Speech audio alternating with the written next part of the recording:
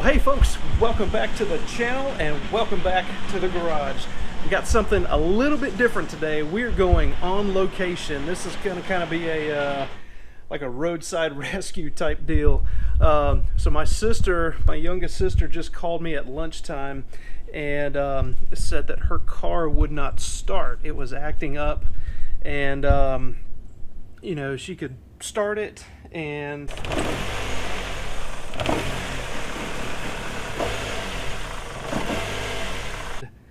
it would run only when giving it, you know, 50% throttle. Otherwise it would sputter and stall out. So I'm gonna grab just a couple tools here. She said the car was giving her a trouble code, so I'm gonna actually bring my little Bluetooth trouble code reader here, and then, you know, we'll see what that trouble code is. Probably bring a pair of gloves, just a couple little hand tools. You know, if we need to take something apart, maybe we can clean the throttle body real quick. We'll bring some carbon choke cleaner, a little bit of throttle body cleaner.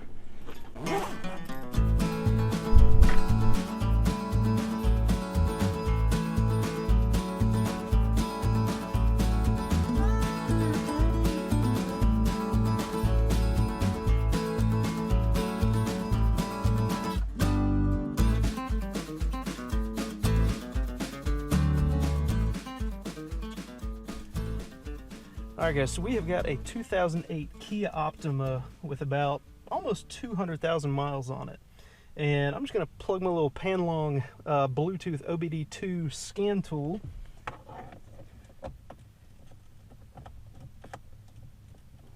in here, and I just want to get a feel for what this car is actually doing. She told me it'll start, but you have to give it some gas. So let's see what it does here, just to get a baseline.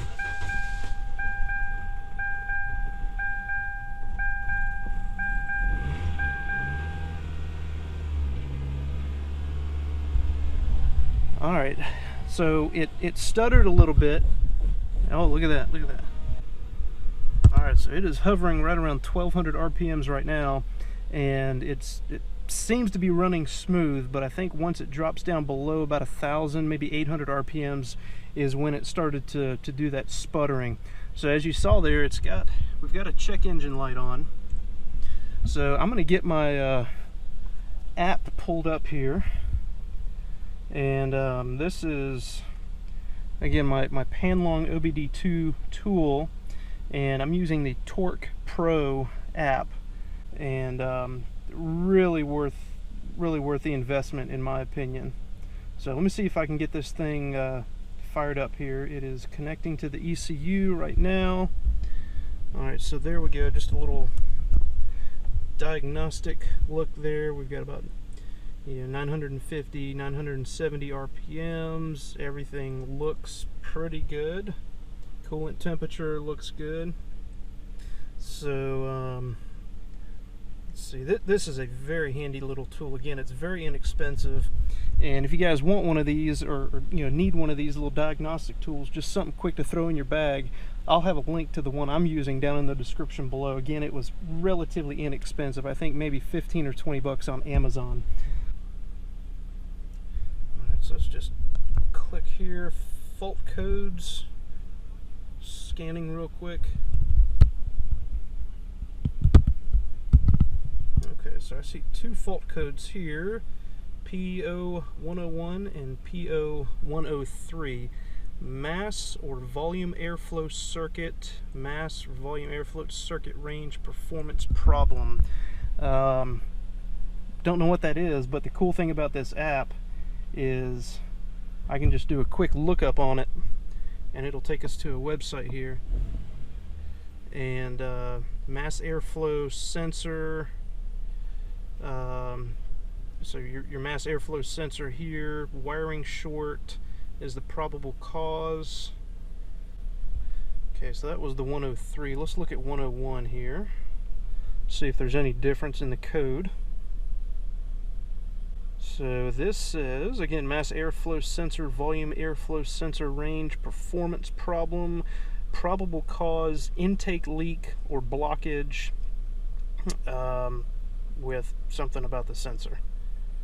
Okay, so real quick, I'm just trying to diagnose this and see if there's anything, you know, glaring out of the ordinary that really stands out like a sore thumb, because I don't have a lot of time today to really dig in and do a very proper diagnosis. But, you know, according to the app, you know, one of the main sources, or one of the problems of those P code, P0101, 103, you know, was your mass airflow sensor.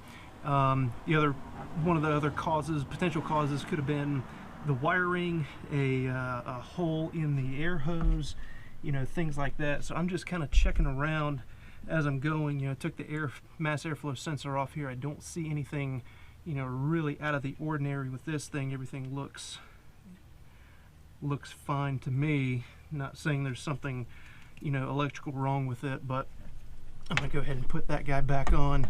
And then also, you know, I don't see anything, you know, any cracked hoses. You know, these electrical connectors, those look fine to me. You know, it may just be a bad mass airflow sensor. I don't know. I don't know how you know, I don't know what the longevity of these things are. You know, if they are supposed to last the life of the car, 100,000, 200,000 miles, whatever. But, you know, aside from really taking off this whole intake side, cleaning out the throttle body, you know, and those kinds of things, just right off the bat, I don't see anything to me that's really sticking out like a sore thumb. So with that, I'm going to get everything put back together. We're going to go ahead and clear that trouble code, let the car run for maybe 5 minutes or so, see if that code comes back. If so, I may suggest to my sister she get a new mass airflow sensor. Not saying that that is the cause, but that, you know, may be the cause. I don't know. Those things are probably relatively inexpensive. But anyway, that's going to do it for this little roadside rescue project. Don't really know if we diagnosed the problem. We did identify that trouble code, or the trouble codes that she had on the car. And I think we're a little bit closer to getting it fixed for her. So with that, let's go ahead and get everything put back together, and we'll get that trouble code cleared out.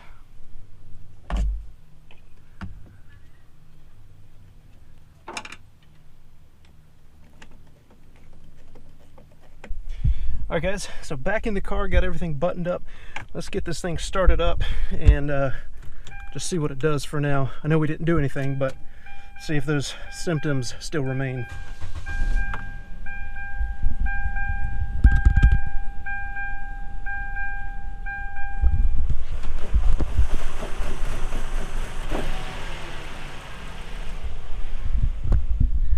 Yep, so the car is still surging. But let's go ahead and clear that trouble code and see if it actually comes back, which I'm sure it will. Alright, so again, here are the current faults. You've got a P0101 and a P0103. Again, those both of those codes appear to be related to, you know, something with the mass airflow, something. I don't know. So anyway, let's go ahead and clear these codes out.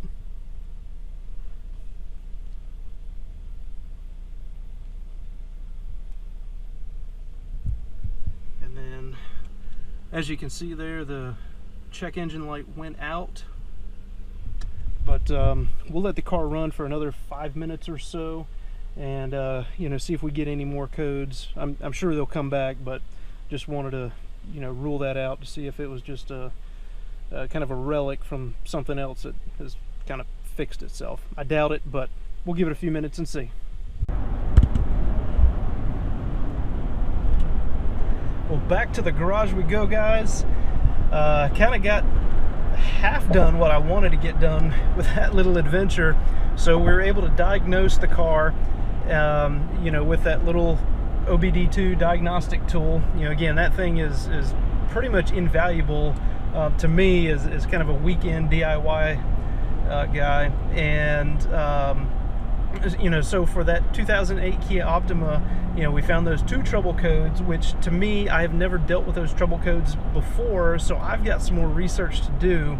And if you guys have any ideas about what the cause or potential causes of those codes are, go ahead and leave them down in the comment section below. I read all of the comments and would certainly appreciate and value your input and opinion on these trouble codes. Like I said, I'm going to do some more research to see what I can find out, and you know, depending on what my sister wants to do with the car, she may have it towed somewhere, or you know, she may twist my arm and bribe me to come over and fix it if I can figure out what exactly is wrong with it.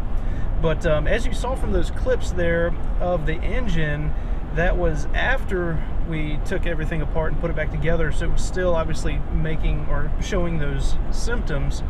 And I don't know if you could tell in the video, but I could hear what sounded like an air leak of some sort, almost like one of the intake hoses had a crack or something in it, and it was sucking more air in than it should have.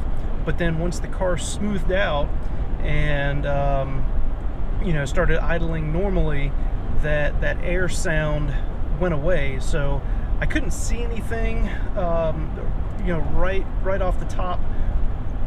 I couldn't see if there was any cracked hoses or, you know, holes in the tubing or connections to the airbox or anything like that. You know, that would certainly take me a little more time than I had today to get into that, to see if I could dig into it more and find out if there was anything wrong with it or any of those pieces were faulty. But anyway, guys, so as I said, I'm halfway satisfied with what we're able to accomplish with that little tool. Figured out the trouble codes, the P0101 and P0103. So I think we're halfway there to fixing that problem. But guys, if this video has been helpful to you, go ahead and leave me a thumbs up, or if not, leave me a thumbs down too. Let me know what you think. And if you guys hadn't done so already, please consider hitting that subscribe button. I've got a lot of other car care and DIY repair videos on the channel that you guys may find interesting and helpful and beneficial and find some value in. So as always, guys, I appreciate you stopping by the channel. I appreciate your support, and maybe we'll get a chance to go back and work on that car to actually fix those problems. Not promising anything, but stick around, hit that bell notification so you get notified when my next videos come out. But guys, that is effectively going to end this video. I appreciate your support, and I look forward to seeing you guys on the next one.